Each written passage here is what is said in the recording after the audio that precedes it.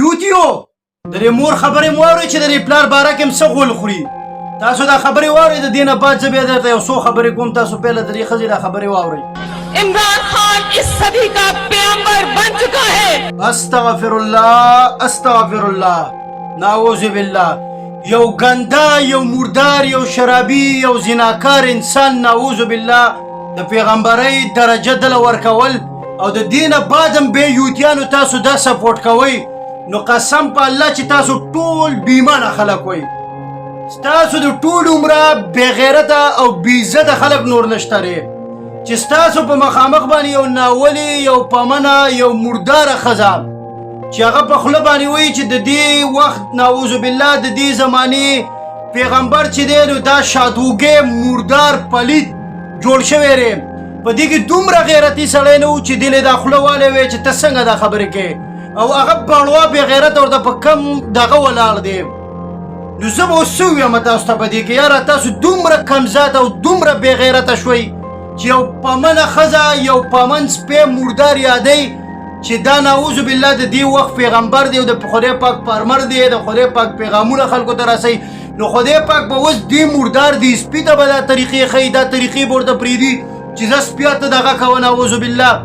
تاسو خو پهله د دې شکل ته وګورئ، د دا شکل منحوس دی، د دا شکل د مردارانو دی، او د دې نه بعد بیا هغه شکل د مردارانو د هغه خلکو مردار شکل دی چې کم بیا دا سپی سپورټ کوي، کم چې یوتیان دي.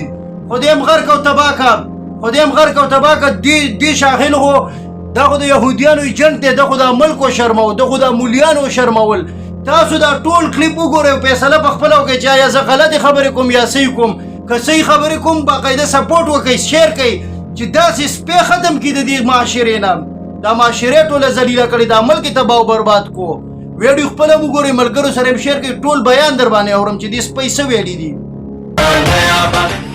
بسم اللہ الرحمن الرحیم. ایاک نعبد و ایاک نستعین. اے اللہ تیری عبادت کرتے ہیں. گو نواز گو، گو نواز گو، گو نواز گو. ایاک نعبد و ایاک نستعین. اے اللہ تیری عبادت کرتے ہیں اور تجھی سے مدد مانگتے ہیں. میرے بہادر ہم وطنوں اور عمران خان کے پاکستانیوں، السلام علیکم.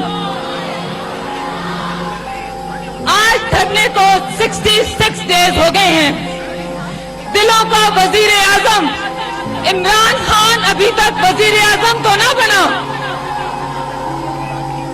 لیکن حضرت موسیٰ علیہ السلام کے نقش قدم پہ چلتا ہوا ایک ایسا ریفارمر بن چکا ہے جس نے نہ صرف نجات دہندہ ہے بلکہ پوری پاکستانی قوم کا ایک ایسا استاد بن چکا ہے جس نے پڑھے لکھوں کو حقوق و فرائض پڑھا دیے اور کم پڑھے لکھوں کو